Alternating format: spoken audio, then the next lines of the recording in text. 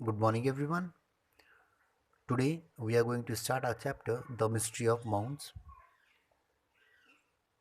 Chapter का नाम है मिस्ट्री ऑफ माउंट्स और मिस्ट्री का मतलब होता है रहस्य और माउंट्स का मतलब होता है एक पहाड़ छोटी पहाड़ी एक टीला।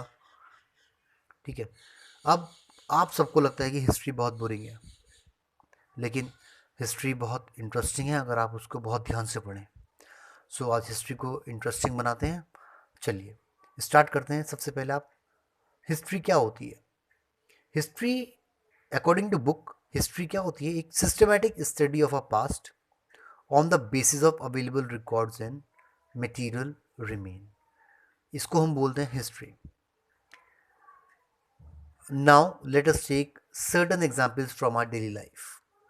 आप मोबाइल यूज़ करते हैं, आप मोबाइल पर पूरे दिन जो भी चीज़ सर्च करते हैं, सर्फ करते हैं आप कोई भी चीज़, तो वो सारी हिस्ट्री जो है पूरे डे की कलेक्ट हो जाती है आपकी।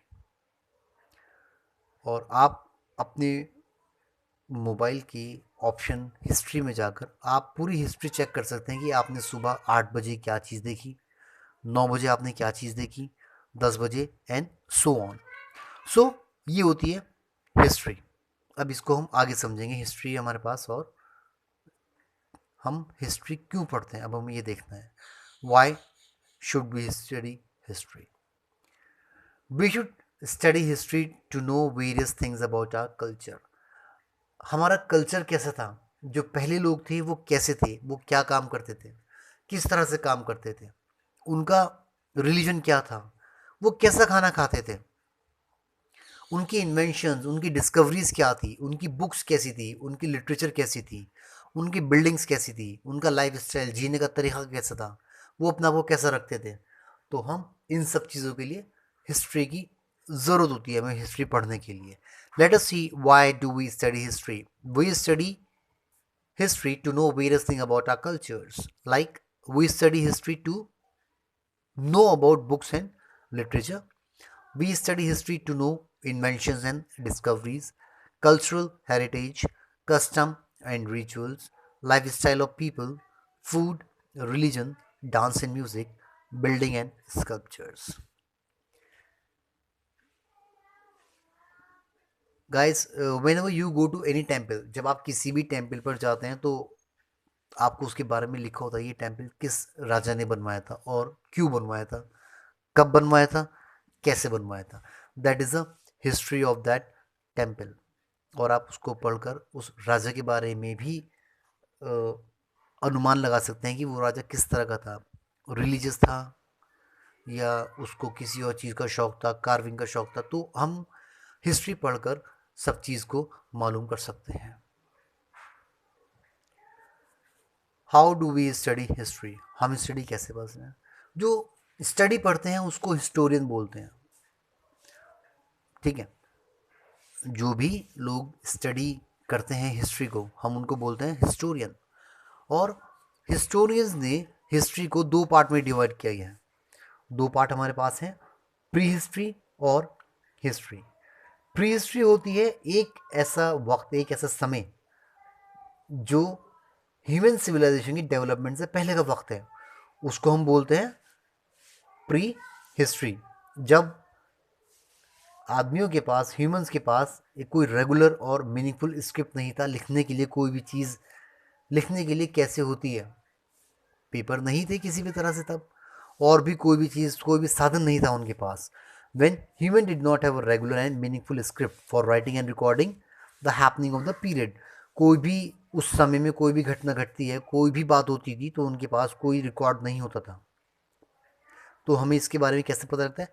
Archaeological evidence.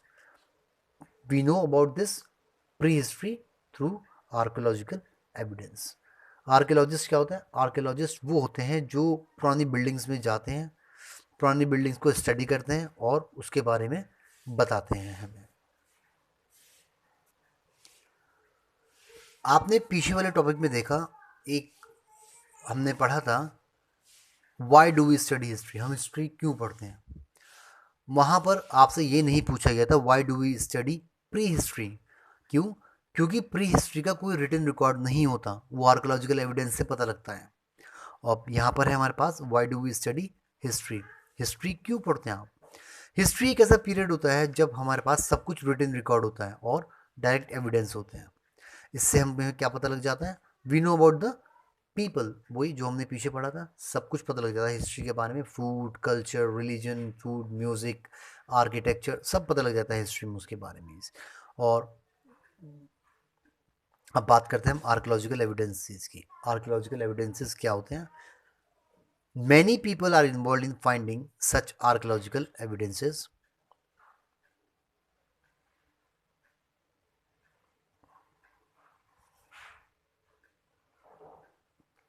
आर्कोलॉजिकल एविडेंसेस हमारे पास क्या होते हैं? एक प्रूफ होता है स्टडी का, सिस्टमेटिक स्टडी का, जो सिस्टमेटिक तरीके से काम चलता है, उस स्टडी का हमारे पास एक प्रूफ होता है। Study of past human life and culture by recovery and examination of the remaining material. जो राजा के बाद उनका पूरा राज्य साम्राज्य जो बच जाता था, उसमें जो भी सामान मिलता था उसको देखकर आर्कियोलॉजिस्ट एक आइडिया लगाते थे कि यहाँ का जो राजा था वो इस तरह का था, उसको ये चीज़ें पसंद थी। So these are the archaeological evidences. Archaeological evidences के बेसिस पर ही आर्कियोलॉजिस्ट किसी चीज़ के बारे में बता सकते हैं कि कोई भी चीज़ वहाँ पर जो प्रेजेंट थी वो कैसी थी। Historian, archaeologist, geologist, physicist, paleontologist, and anthropologist are some of the experts who help us understand our past. सिर्फ ऐसा ही नहीं है कि हमारे पास सिर्फ आर्कियोलॉजिस्ट ही हैं जो हमें किसी भी चीज़ के बारे में बताते हैं, और भी बहुत सारे हमारे पास हैं लोग जो इस बारे में बताते हैं, हमें अलग अलग चीज़ों के बारे में बताते हैं, जैसे historian, archaeologist, geologist, physicist, palaeontologist. और ये काम कैसे करते हैं? ये एक साइट को डिस्कवर करते हैं और उसके बारे में स्टडी करते हैं। पहले फर्स्ट अ प्लेस एंड और area is identified as the probable site for excavation. ये चूज करते हैं कि हमें किस जगह पर जाना है, हमें वहाँ पर क्या वर्क करना है, हमें वहाँ पर अपनी एक्सकवेशन स्टार्ट करनी है। तो उसके बाद जो हमारे पास आता है next, the area which is marked as an archaeological site is excavated and material used by the people of that period are dug out very carefully. अब जो सामान होता है उनका वो नीचे दब जाता है सामान, तो वो क्या करते हैं, सामान को बहुत केयरफुली एग्जामिन करते हैं, बहुत ध्यान से उसको। तो आर्कियोलॉजिस्ट क्या करते हैं, सामान को बहुत केयरफुली निकालते हैं, ध्यान से निकालते हैं नीचे से, और उसको स्टडी करते हैं। फिर उसके बारे में पता लगाते हैं कि ये कितने साल पुराना है, या यहाँ का जो राजा था उसके बारे में सब कुछ पता लग जाता है। जब आर्कियोलॉजिस्ट एक्सकेवेट कर रहे होते हैं, वो वहाँ से ज़मीन को खोद कर नया कुछ, जब आर्कियोलॉजिस्ट एक्सकेवेट कर रहे होते हैं वो ज़मीन को खोद कर सामान निकालते हैं और उस सामान को चेक करते हैं कि ये कितने साल पुराना है। एक प्रोसेस होता है, प्रोसेस है carbon dating. Carbon dating is a process through which an archaeologist came to know that how old this thing is, ये कोई भी सामान कितने साल पुराना है, through a process of carbon dating we can say. And every material which is being discovered, it has a different story, we can say.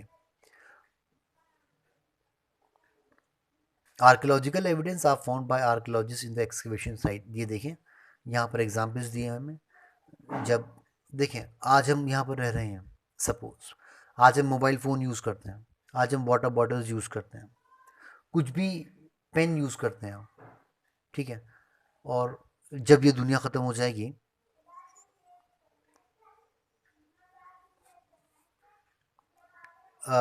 let me explain you with an example is that today we are living over here, we are using mobile, we are using comb, we are using bottle, we are using refrigerators, we are using we can say pens, we are using shoes. And suppose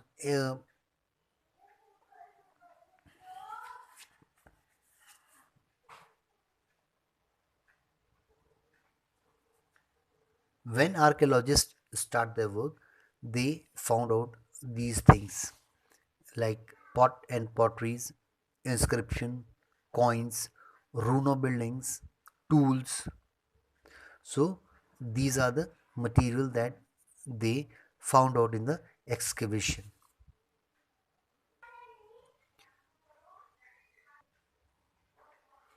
So let us now see what is manuscript. The manuscript come from the Latin word manu, means hand. Means the definition is very simple now. Script means to write something and manu means hand. The script that is written by hand, the records which were written by hands and could be found in many languages, they are known as manuscript. These manuscript were usually written on palm leaf. At that time paper was not there और उस वक्त तब वहाँ पर paper भी नहीं था और राइटिंग लिखने के लिए कोई और चीज़ भी अवेलेबल नहीं थी. तो वहाँ के लोग क्या करते थे, वहाँ के लोग एक पाम लीफ कोई भी पत्ता लेते थे और उसके ऊपर अपनी बात लिख देते थे. So it was a manuscript we can C.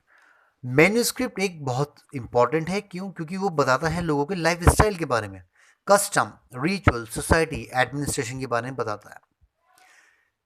Now we are going to study about religious literature. Religious literature means different different religion की जो रिलीजियस बुक होती है. सो जैसे Vedas, Bible, Avestas, Puranas were written as manuscript, and all of them tell us about the religious belief, God and goddess, customs and ritual of that time. कोई भी book उस time जो लिखी जाती थी, जैसे वेदास, बाइबल, पुराणास, इनमें क्या होता था, ये सब थी एक मैन्यूस्क्रिप्ट. वहाँ के लोग जो भी काम करते थे वो रिलीजियस बिलीफ, गॉड, गॉडेसेस के बारे में बताते थे और बुक्स के अंदर लिख दिया करते थे. Epics like Ramayana and Mahabharata gives us glimpse of Vedic period in north India. जो लिटरेचर रिलीजियस नहीं होते उनको हम सेक्युलर बोलते हैं. कोई भी आप अपनी बायोग्राफी या ऑटोबायोग्राफी लिखते हैं तो वो सेक्युलर लिटरेचर में आता है. कुछ एग्जाम्पल हैं इसके, जैसे अर्थशास्त्र, मेघदूतम एंड रत्नावली. ये हमारे बताते हैं एडमिनिस्ट्रेटिव स्ट्रक्चर या वहाँ के लोगों के लाइफ स्टाइल के बारे में बताते हैं. बायोग्राफीज़ क्या होती हैं? बायोग्राफीज़ होती हैं जो किसी राजा की कोई भी स्टोरी कोई दूसरा आदमी लिखता है, पूरी कहानी. राजा कैसा था, राजा क्या करता था, राजा कौन सा रिलीजन फॉलो करता था, उसकी अचीवमेंट्स, उसका फूड स्टाइल, उसका लाइफ स्टाइल, उसको हम बोलते हैं बायोग्राफी. और ऑटोबायोग्राफी होती है जो कोई भी राजा अपने बारे में अपनी बुक खुद लिखता था. That is the autobiography we can see.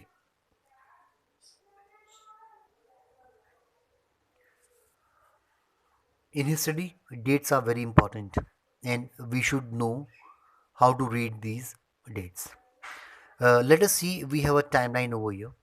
So this 0 indicate the birth of a Jesus Christ. Okay, when Jesus Christ was born, the left side of the line represent the year before. ये line जो है ये represent करती है where the year before Jesus Christ was born. We mark these as BCE, before common era.